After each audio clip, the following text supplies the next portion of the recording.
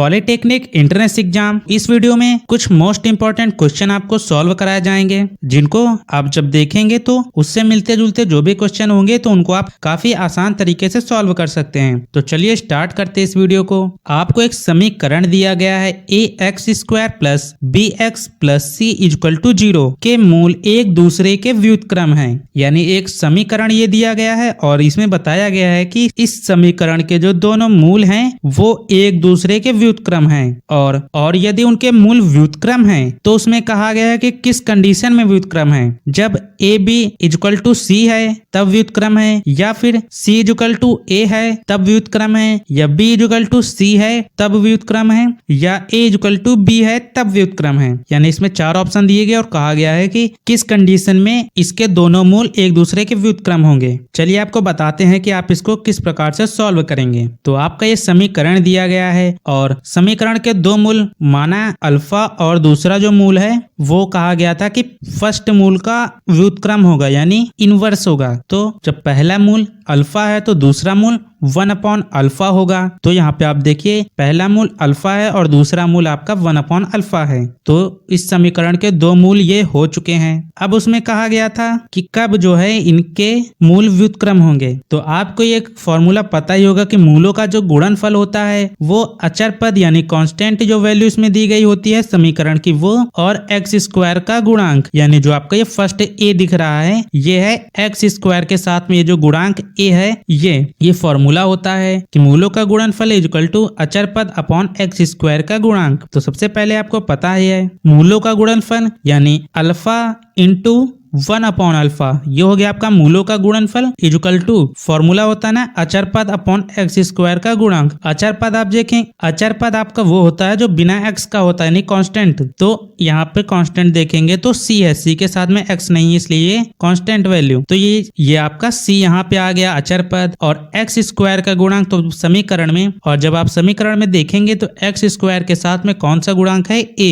तो ये अपॉन का a आ गया। अब आपका ये जो अल्फा और अल्फा है ये दोनों कट जाएंगे, और जब ये कट जाएंगे तो यहाँ पे बचेगा 1 equal to c upon a, और ये जो a है ये जब लेफ्ट साइड में जाएगा तो ये हो जाएगा a इक्वल टू c। तो यहाँ पे a इक्वल टू c आ गया। यानी इस समीकरण के दो मूल तब व्युत्क्रम होंगे जब a इक्वल टू c होगा, तब इस समीकरण के दोनों मूल एक दूसरे के व्युत्क्रम होंगे यानी एक दूसरे के इनवर्स होंगे। आपका ऑप्शन बी सही है। और अब अगला क्वेश्चन जो है वो है, यदि यहाँ पे आप देखेंगे तो एक समीकरण दिया गया है 4x³ plus 3x² minus 4x plus k, ये एक आपका समीकरण दिया गया है और फिर कहा गया है कि इसका एक मूल x-1 है। एक समीकरण आपको पूरा दिया गया है ये, और फिर कहा गया है कि इसका एक मूल x-1 है। तो इस समीकरण में जो k दिया गया है इसका आपको मान निकालना है। चार ऑप्शन आपके दिए गए हैं, ऑप्शन A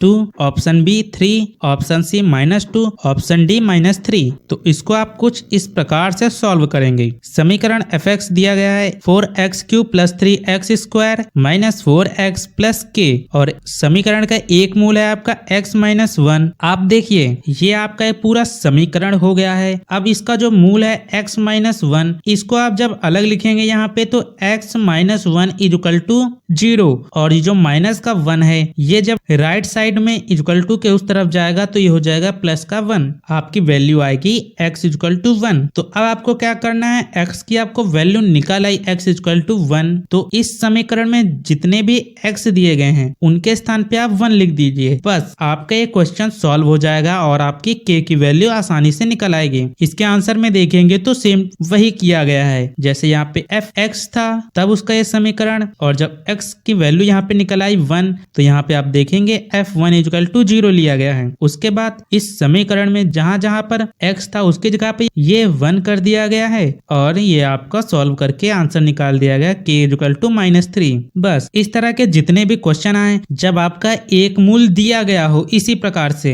और एक आपका ये समीकरण दिया गया हो तो सबसे पहले आप समीकरण लिख लीजिए, उसके बाद जो मूल दिया गया हो, आपको पता होगा कि समीकरण जो दिया होता इसके इक्वल टू में 0, इस प्रकार से समीकरण को लिखा जाता है। और जब आपको मूल निकल आते हैं तो एक मूल इक्वल टू 0, फिर दूसरा मूल इक्वल टू 0, आपका एक मूल दिया गया है x माइनस 1, ये आपका एक मूल दिया गया है। तो इसको जब समीकरण की तरह से लिखते हैं तो x माइनस 1 इक्वल टू 0, और जब -1 को इक्वल टू के उस तरफ भेजेंगे तो हो जाएगा प्लस का 1, तो आपकी x की वैल्यू जो निकल के आती है 1। उसी प्रकार से आपके जो क्वेश्चन पेपर में और क्वेश्चन आएंगे इसी से मिलते जुलते, तो उन क्वेश्चन को भी आपको इसी प्रकार से सॉल्व करना है। बस आपको केवल ये देखना है कि क्वेश्चन में आपसे क्या पूछा गया है और आपको क्या सॉल्व करना है। फिर आपका जो अगला क्वेश्चन है 13, यदि एक वृत्त का परिमाप और क्षेत्रफल संख्यात्मक रूप से बराबर है तब वृत्त की त्रिज्या है। ये क्वेश्चन काफी सिंपल है, लेकिन जब स्टूडेंट इस क्वेश्चन को पढ़ते हैं तो उनको ये पढ़ने में ही काफी डिफिकल्ट लगता है,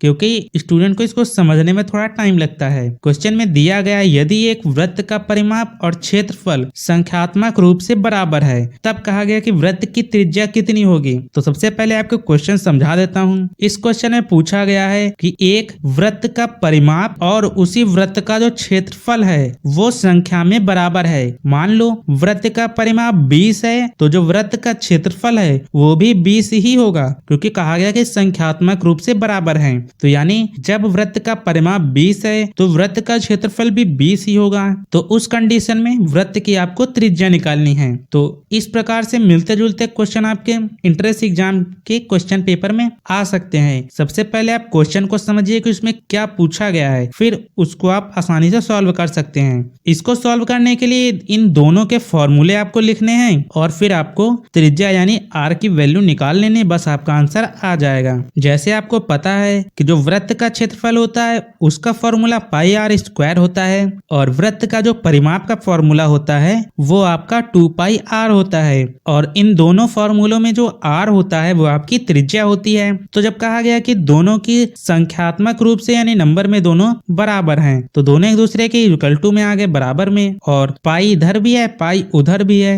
दोनों साइड पाई है तो पाई पाई कट गया। तो आपकी जो वैल्यू बचती है वो आपकी वैल्यू बचेगी r square equal to 2r। अब आप देखिए इधर भी r एक आपका बचा और उधर भी r बचा, एक एक r फिर से कट गया, तो अब आपकी वैल्यू यहाँ पे बचती है r इक्वल टू 2। यही आपकी त्रिज्या है। आई होप इस तरह के जो भी क्वेश्चन आपके एंट्रेंस एग्जाम में आए उनको आप काफी आसान तरीके से इन क्वेश्चन को आप सॉल्व कर सकते हैं। फिर अगला क्वेश्चन जो है वो है आपका, एक आदमी दक्षिण की ओर 10 मीटर जाता है। एक आदमी है वो किसी एक पॉइंट पे खड़ा है। अब उस पॉइंट से वो दक्षिण दिशा में जा रहा है 10 मीटर, फिर उसके बाद पश्चिम की ओर जाता है। यानी जब वो एक पॉइंट से 10 मीटर दक्षिण की ओर चल के गया तो जिस पॉइंट पे पहुंचा फिर उस जगह से पश्चिम की ओर वो 24 मीटर जाता है। तो ये कहा गया है कि जिस आरंभ बिंदु से उसने चलना शुरू किया था उस बिंदु से अब बाद में जिस स्थान पे पहुंचा है उसकी दूरी कितनी है। आरंभ बिंदु से व्यक्ति अब कितनी दूर है ये क्वेश्चन में पूछा गया है। तो इस तरह के जो भी क्वेश्चन हो उनको जब सॉल्व करें तो आप पहले एक ग्राफ बना ले, फिगर बना ले कि एक पॉइंट आप बनाइए, फिर कहा गया कि दक्षिण की ओर जाता है तो दक्षिण की तरफ 10 मीटर की एक रेखा खींचिए कि वो 10 मीटर इस तरफ चला। फिर बताया गया कि 24 मीटर पश्चिम की तरफ चला तो उसी बिंदु से 24 मीटर पश्चिम की तरफ एक रेखा खींच दीजिए। जिस पॉइंट पे वो लास्ट में पहुंचा उस पॉइंट से लेकर जिस पॉइंट से उसने स्टार्ट किया था उन दोनों पॉइंट को मिलाकर एक रेखा खींचिए। और जब इस तरह से आप करेंगे तो आपको एक पाइथागोरस प्रमेय के रूप में जो समकोणीय त्रिभुज बनता है उस प्रकार का आपको कुछ नजर आएगा। तो आपका यहाँ पे ऑप्शन जो दिए गए हैं 15 मीटर, 21 मीटर, 25 मीटर और 26 मीटर। तो इस प्रकार के जो भी क्वेश्चन है तो उनको आप पाइथागोरस प्रमेय के रूप में सॉल्व करेंगे। तो जैसा कि यहाँ पे आप देख सकते हैं अपनी स्क्रीन पे, मान लो ये एक दिशा इस तरह से दी गई है। ऊपर के साइड में उत्तर है, नीचे के साइड में दक्षिण है, राइट साइड में पूरब है और लेफ्ट साइड में पश्चिम है। तो क्वेश्चन में बताया गया था कि वो 10 मीटर दक्षिण की दिशा में चलता है। तो उस व्यक्ति का जो स्टार्टिंग पॉइंट था वो ये था और इस जगह से वो दक्षिण की दिशा में चला 10 मीटर, तो ये दक्षिण दिशा में यहाँ पहुंचा। फिर इस पॉइंट से वो 24 मीटर पश्चिम की तरफ चला, तो ये यहाँ पर पहुंचा। इस बिंदु पे वो लास्ट में पहुंचा, यानी अंतिम बिंदु ये है। अब इस अंतिम बिंदु और प्रारंभिक बिंदु को मिला के एक रेखा खींच दी गई है और अब इसको देखिए तो यह पाइथागोरस प्रमेय के रूप में समकोणीय त्रिभुज जो होता है उसी प्रकार से बन गया। तो जिन स्टूडेंट को पाइथागोरस प्रमेय आती है वो स्टूडेंट इस तरह के क्वेश्चन को सॉल्व कर लें। पाइथागोरस प्रमेय तो आपको आती होगी। ये आपका जो प्रारंभिक बिंदु और अंतिम बिंदु को मिलाने वाली रेखा है ये कर्ण होती है और कर्ण का स्क्वायर इक्वल टू आधार का स्क्वायर प्लस लंब का स्क्वायर। आधार आपका जो है 24 मीटर आपको है और जो लंब है ये आपका 10 मीटर है। तो इस फॉर्मूले में जब आप रखेंगे कर्ण का स्क्वायर यानी अभिष्ट बिंदु का स्क्वायर दोनों को मिलाने वाली रेखा का स्क्वायर इक्वल टू 10 मीटर यानी लंब का स्क्वायर प्लस आधार यानी 24 मीटर का स्क्वायर और 10 का स्क्वायर होता है 100 और 24 का जो स्क्वायर होता है वो 576 होता है। उसके बाद इन दोनों को ऐड कर लिया गया तो ये 676 आया और ये जो 676 है इसका जो वर्गमूल होता है यानी इसका जो स्क्वायर रूट होता है वो 26 होता है। 676 का स्क्वायर रूट यानी वर्गमूल 26 होता है। तो ये आपका आंसर आ गया 26 मीटर। आई होप इस तरह के जो भी क्वेश्चन आपके एंट्रेंस एग्जाम में आए तो उन क्वेश्चन को आप इस तरह से काफी आसान तरीके से सॉल्व कर सकते हैं। बस आपको क्वेश्चन पहले देखना है कि उसमें क्या पूछा गया है और क्वेश्चन में जिस तरह से एक एक चीज पूछी जाए तो आप उसका पहले इस तरह से फिगर बना लीजिए। एक पॉइंट बनाइए यानी स्टार्टिंग पॉइंट, फिर जिस तरफ कहा जाए कि वो व्यक्ति चला तो उस तरफ रेखा खींचते हुए एक फिगर बना दीजिए। फिर पाइथागोरस प्रमेय के द्वारा उसको सॉल्व कर लीजिए, बस आपका आंसर आ जाएगा। अब जो अगला क्वेश्चन है वो है यदि एक त्रिभुज PQR है, Q पर ये समकोण है, यानी यहाँ पे एक समकोणीय त्रिभुज दिया गया है PQR और Q पर समकोण है, तब PQ इक्वल टू 5 सेंटीमीटर है और जो PR प्लस QR है ये आपका 25 सेंटीमीटर हो, तब कहा गया है कि साइन P का आपको मान निकालना है। आपके ऑप्शन दिए गए हैं 12/13, दूसरा ऑप्शन है आपका 5/13, ऑप्शन C है आपका 12/5 और ऑप्शन D जो है आपका इनमें से कोई नहीं।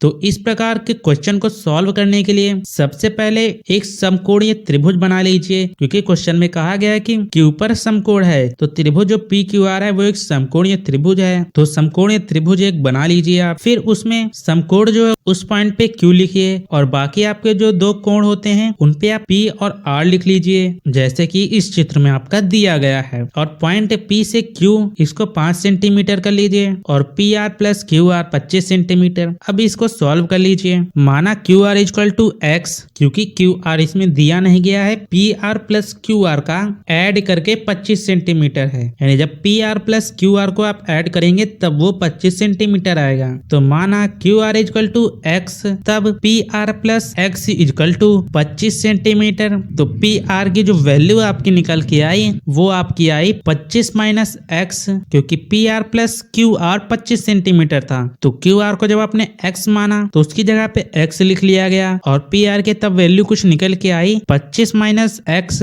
अब PQR में पाइथागोरस प्रमेय से इसको सॉल्व करेंगे तो आपका जो कर्ण का स्क्वायर होता है यानी PR आपका कर्ण है, कर्ण का स्क्वायर इक्वल टू लंब का स्क्वायर प्लस आधार का स्क्वायर। इस प्रकार से जो फॉर्मूला होता है उसी का यहाँ पे प्रयोग किया गया है। और PR की जो वैल्यू आई है आप यहाँ से देखिए, PR की जो वैल्यू आई है वो 25 माइनस X आई है, तो 25 माइनस X का whole square equal to PQ की जो वैल्यू है वो क्वेश्चन में आपके दी गई है 5 सेंटीमीटर, तो 5 का स्क्वायर और जो QR है ये आपने माना है कि ये X है, तो इस जगह पे ये X स्क्वायर हो गया। अब इस इक्वेशन को सॉल्व कर लीजिए और जब इसको सॉल्व करेंगे तो 25 ये आपका जो A माइनस B, इस प्रकार से ये लेफ्ट साइड में जो 25 माइनस X का होल स्क्वायर है ये आपका A माइनस B का होल स्क्वायर का एक फॉर्मूला होता है, उस फॉर्मूले के रूप में आपको नजर आ रहा होगा। उसी फॉर्मूले से इसको पहले सॉल्व कर लीजिए। A माइनस B का जो फॉर्मूला होता है वो आपका होता है A का स्क्वायर प्लस B का स्क्वायर माइनस 2AB। तो जो A है वो आपका 25 यानी 25 का स्क्वायर स्क्वायर 625 होता है तो 625 हो गया। फिर x का स्क्वायर तो इस जगह पे x स्क्वायर हो गया। और फॉर्मूले में जो -2ab होता है तो 2 गुणे 25 इंटू x तो ये 2ab के रूप में आ गया। 50x इक्वल टू 5 का स्क्वायर 25 है तो 25 x का स्क्वायर x ही है। फिर इस इक्वेशन को फिर आप सॉल्व कर लीजिए। दोनों तरफ x स्क्वायर है तो दोनों तरफ x स्क्वायर कट गया। फिर जो आपको वैल्यू बची है आपकी वो बची है 50x इक्वल टू 600, क्योंकि जो जब 625 में से 25 को माइनस करेंगे तो आपका बचेगा 600 और नीचे आपका 50x है तो ये 50x इक्वल टू 600 आया तो आपका ये 50x इक्वल टू 600 बचा। और जब 50 से आप 600 को भाग देंगे तो आपका वो आएगा 12 यानी 12 आएगा। तो x इक्वल टू यहाँ पे 12 आ गया। और अब आपकी x की वैल्यू निकल के आई। आपने जो शुरुआत में माना था कि QR इक्वल टू x तो QR की वैल्यू आपकी 12 सेंटीमीटर आ गई है। अब इसका प्रयोग करके आप साइन P की वैल्यू निकाल लीजिए। PR इक्वल टू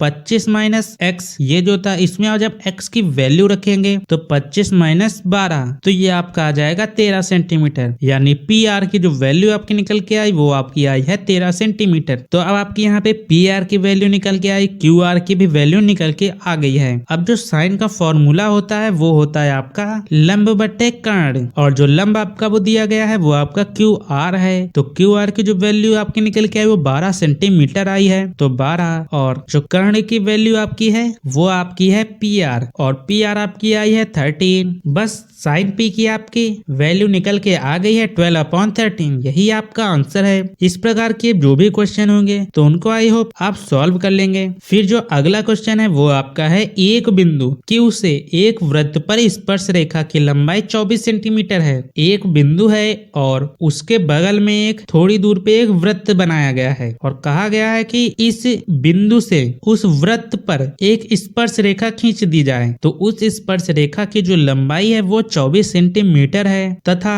वृत्त के केंद्र से बिंदु Q तक एक रेखा खींच दी जाती है और उस रेखा की लंबाई 25 सेंटीमीटर है। तब कहा गया कि वृत्त की त्रिज्या कितनी है। आपके यहाँ पे 4 ऑप्शन दिए गए हैं। Option A 15 centimetre, option B 7 centimetre, option C 12 centimetre, option D आपका 24.5 सेंटीमीटर। तो सबसे पहले आपका यहाँ पे इस प्रकार से आप सॉल्व करेंगे। तो आप इस प्रकार के क्वेश्चन को कुछ इस प्रकार से सॉल्व करेंगे। सबसे पहले आप इस प्रकार का एक वृत्त बना लीजिए यानी सर्कल, और दूर एक थोड़ा सा एक पॉइंट बना लीजिए यानी इसमें पॉइंट Q कहा गया था तो इस जगह पे पॉइंट Q है। अब ये Q से R तक एक स्पर्श रेखा खींची गई और स्पर्श रेखा की जो लंबाई है वो 24 सेंटीमीटर क्वेश्चन में दी गई है और उसी Q बिंदु से वृत्त के केंद्र की जो दूरी है वो 25 सेंटीमीटर दी गई है। और अब आपसे कहा गया है कि वृत्त की त्रिज्या निकालनी है। तो जब आप इस चित्र में देखेंगे तो जहां पर ये वृत्त को स्पर्श कर रही है रेखा पॉइंट R, इस जगह पर ये कुछ समकोण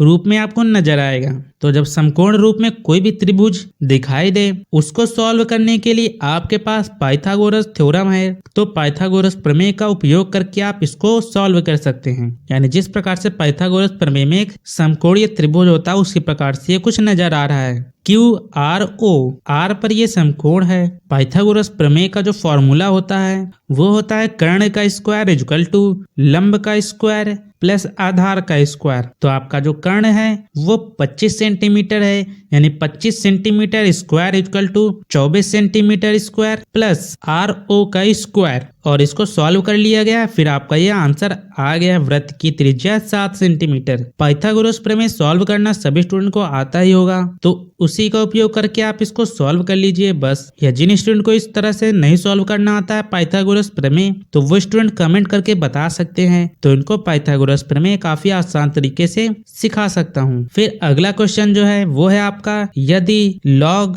बेस 5 ब्रैकेट में 0.04 इक्वल टू x, तब कहा गया है कि x का आपको मान निकालना है और आपके 4 ऑप्शन दिए गए। ऑप्शन ए है 2, ऑप्शन बी है आपका -4, ऑप्शन सी है आपका -2, ऑप्शन डी है आपका 4। तो इस प्रकार का जो भी क्वेश्चन होगा उसको सॉल्व करने के लिए सबसे पहले आपको लॉग के फॉर्मूले आने जरूरी हैं। लॉग का एक फॉर्मूला होता है log base a m equal to n। तो log के बेस में जो आपकी वैल्यू लिखी होती है, जैसे log के बेस में a लिखा है, इस फॉर्मूले को केवल आप देखिए, तो log के जो बेस में a है, तो इसको जब आप सॉल्व करते हैं, यानी आपको log को हटाना है जब, तो बेस में जो a लिखा है ये इक्वल टू के उस तरफ चला जाता है, और आपका ये जो n है, ये n इस बेस की पावर बन जाता है। जैसा ही आप यहाँ पे देख सकते हैं a की पावर n, तो log के जो बेस में होता है उसकी पावर बन जाता है आपका log के इक्वल टू के सामने जो संख्या लिखी होती है, जैसे इसमें n लिखा है, तो ये log के जो बेस में a है उसके पावर में हो गया है a की पावर n, और log के साथ में जो m लिखा होता है, m की जगह पे कोई भी वैल्यू यदि log में लिखी है क्वेश्चन में, तो इस m को फिर इक्वल टू में कर देते हैं। बस इस तरह से आप सॉल्व कर लीजिए, बस आपका आंसर आ जाएगा। तो जब आप क्वेश्चन में देखेंगे log के बेस में 5 लिखा है, तो यानी इस फॉर्मूले में जो a है उसके स्थान पे क्वेश्चन में 5 लिखा है, क्वेश्चन में log के इक्वल टू में फिर x लिखा है, तो यानी 5 की पावर x इक्वल टू 0.04। इस प्रकार से एक इक्वेशन आपकी बन गई। फॉर्मूले को आज आप देखेंगे, इस तरह से फॉर्मूले आपको याद होने चाहिए, तभी आप इस तरह से क्वेश्चन को सॉल्व कर सकते हैं। बस आपकी इक्वेशन बन गई और अब इसको आपको सॉल्व कर लेना है। 0.04, तो इसमें जो 0.04 है, इससे पॉइंट को जब हटाया गया है तो ये अपॉन के 100 आ गया है, तो ये आ गया आपका 5x इक्वल टू 4/100, और 4 से जब 100 को भाग दिया गया तो 25 होता है, तो आपका ये 1/25 आ गया, और 25 जो है वो आपका 5 का स्क्वायर होता है, तो वो आपका हो गया अपॉन में 1/5 स्क्वायर। और जब अपॉन से कोई वैल्यू ऊपर जाती है, वैल्यू की जो पावर होती है वो माइनस में हो जाती है, तो जैसे 1/5 स्क्वायर था, और जब इसको ऊपर ले गए तो इसकी पावर माइनस हो गई, यानी 5 की जो पावर 2 थी वो अब माइनस के 2 हो गई। यहाँ पे आप देखिए इसमें कुछ फॉर्मूले के रूप में दिखाया भी गया है, जब वैल्यू ऊपर जाती है तो उसकी पावर माइनस हो जाती है। अब यहाँ पे देखिए 5x इक्वल टू 5 माइनस के 2, और जब किसी भी चीज की पावर सेम होती है तो पावर कट जाती है, और जब किसी चीज की बेस की वैल्यू सेम होती है तो ये वैल्यू भी कट जाती है, और पावर जो होती है वो इक्वल टू में बराबर में आ जाती है। तो इधर भी 5 है, इधर भी 5 है, तो 5 हट गया, तो आपका जो वैल्यू आपकी बची x इक्वल टू माइनस के 2। तो दोनों बच्चों के जब तुलना करते हैं तो x इक्वल टू माइनस के 2, तो x की यहाँ पे वैल्यू क्वेश्चन में निकालनी थी, x की जो वैल्यू है वो आपकी आ गई माइनस के 2। यही आपका आंसर है। आई होप लॉग से रिलेटेड इसी प्रकार के आप क्वेश्चन जब करना हो तो पहले उनके फॉर्मूले आने चाहिए, तभी आप लॉग के क्वेश्चन इस प्रकार से सॉल्व कर सकते हैं, नहीं तो आप इस प्रकार से क्वेश्चन सॉल्व नहीं कर पाएंगे। आई होप इस प्रकार का जो भी क्वेश्चन यदि पेपर में आए तो आप इसी प्रकार से उसको सॉल्व कर सकते हैं।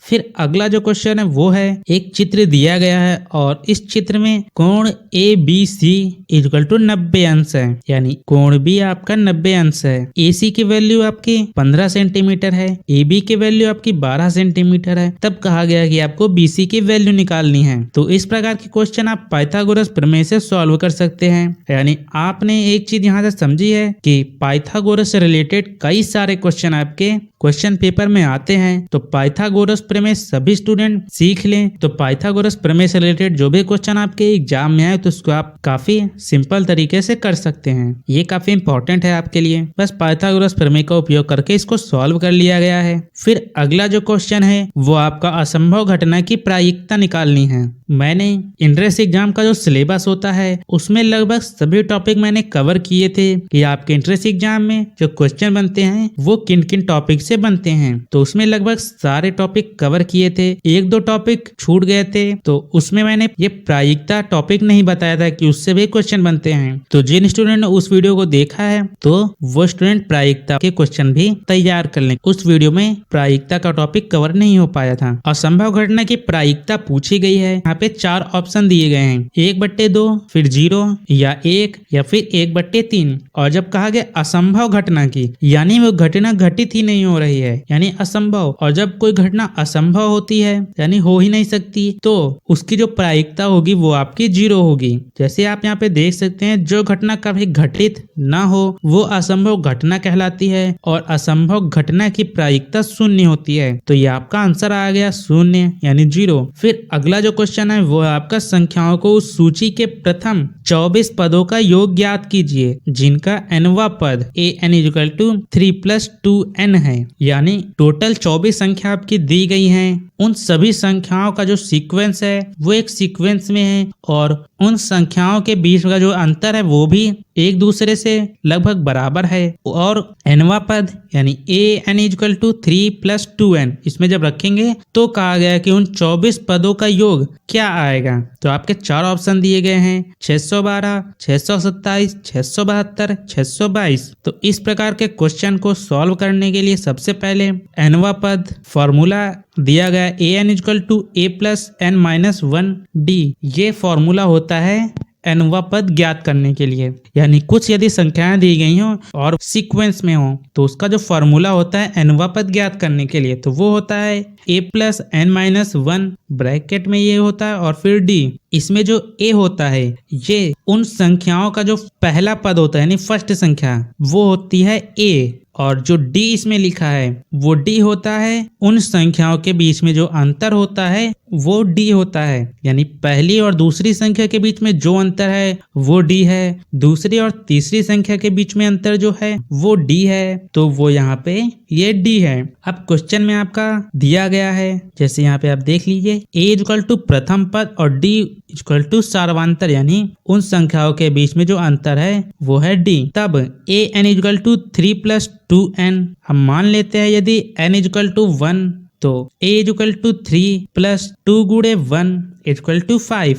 जब हमने माना कि n इक्वल टू 1 है, क्वेश्चन में आपका दिया गया था an इक्वल टू 3+2n, इसमें पहला पद निकालने के लिए यानी n equal to 1, n equal to 1 आपका होगा पहला पद, तो n के स्थान पे केवल आप 1 कर लीजिए और इसमें जब आप रखेंगे तो जो पहला पद आएगा वो उसकी वैल्यू जो होगी आपकी वो 5 आएगी। 3+2 इंटू 1 ये आपका हो जाएगा 5। तो आपका पहला पद आ गया 5 और फिर n की जगह पे आप 2 रखिए इस फॉर्मूले में तो ये आपका हो जाएगा दूसरा पद 3+2 इंटू 2 ये आपका 7 हो जाएगा, यानी दूसरा पद आपका 7 आ गया। अब यहाँ पे आपको इन संख्याओं के बीच में पहले और दूसरे संख्याओं के बीच में अंतर क्या है वो निकाल लेना है। उससे आपका d निकल के आएगा कि d यानी सार्वंतर कितना है इन संख्याओं के बीच में। तो पहले और दूसरे संख्या के बीच में जो अंतर है वो आपका 2 है, यानी 7 - 5। दूसरी संख्या 7 है और पहली संख्या 5 है, तो 7 - 5 दोनों संख्याओं के बीच में जो अंतर निकल के आया वो आपका 2 निकल के आया, यानी 2 निकल के आया है। अब यहाँ पे आप देखिए आपको a की वैल्यू पता चल गई और d की वैल्यू पता चल गई, यानी पहला पद आपको पता चल गया और उन संख्याओं के बीच में अंतर जो है वो आपको पता चल गया। अब कहा गया था क्वेश्चन में 24 जो पद हैं 24 संख्याएं, उन 24 पदों को जोड़ने पर क्या आएगा। तो उसका जो फॉर्मूला होता है वो फॉर्मूला आपका ये होता है n/2 ब्रैकेट में 2a प्लस n-1 एक ब्रैकेट में फिर इंटू d। ये फॉर्मूला होता है पदों का योग निकालने के लिए। आपके n जो है वो 24 आए, यानी पद कहा गया कि कितने पदों का आपको योग निकालना है, 24 पदों का आपको योग निकालना है। तो n आपका 24 हो गया, तो n के स्थान पे यहाँ पे 24 लिख लिया गया और a की वैल्यू आपके ऊपर निकल के आ गई है। a की वैल्यू आपकी 5 है, फिर n की वैल्यू 24 है, n-1 यानी 24 - 1 और d की वैल्यू आपकी यहाँ से निकल के आई है 2, तो इसकी जगह पे 2 है। बाकी इसको सॉल्व कर लिया गया है और ये आपका आ गया है 672। यही आपका आंसर है। इस प्रकार के क्वेश्चन सॉल्व करने के लिए आपको कुछ फॉर्मूले तैयार करने होंगे, जैसे nवां पद निकालने के लिए फॉर्मूला क्या होता है, पदों का योग निकालने के लिए फॉर्मूला क्या होता है, और प्रथम विषम संख्याओं का योग निकालने के लिए फॉर्मूला क्या होता है, या सम संख्याओं का योग निकालने के लिए फॉर्मूला क्या होता है, या प्राकृतिक संख्याओं का सम निकालने के लिए यानी योग निकालने के लिए फॉर्मूला क्या होता है। तो इस प्रकार के फॉर्मूले आपको तैयार होने चाहिए, तो आप इस प्रकार के क्वेश्चन काफी आसान तरीके से कर सकते हैं। बाकी आपको इस मंथ इसी प्रकार से इंपॉर्टेंट क्वेश्चन जो भी है वो सभी सॉल्व कराए जाएंगे और नेक्स्ट मंथ से फिर आपके क्वेश्चन सॉल्व नहीं कराए जाएंगे। फिर आपके MCQ टाइप से जो क्वेश्चन है उनके केवल फिर क्वेश्चन और फिर 4 ऑप्शन देके उनके आंसर बता दिए जाएंगे। तो पॉलिटेक्निक से रिलेटेड किसी प्रकार का आपको कोई अदर क्वेश्चन है तो आप कमेंट करके बता सकते हैं, या इन क्वेश्चन से रिलेटेड किसी प्रकार का आपका कोई अदर क्वेश्चन है तो भी आप बता सकते हैं, या आपको कोई टॉपिक इसमें समझ में नहीं आया है तो वो कमेंट करके जरूर बताएं। वीडियो पसंद आए तो लाइक करना। तो मिलते हैं नेक्स्ट वीडियो में। Thanks for watching.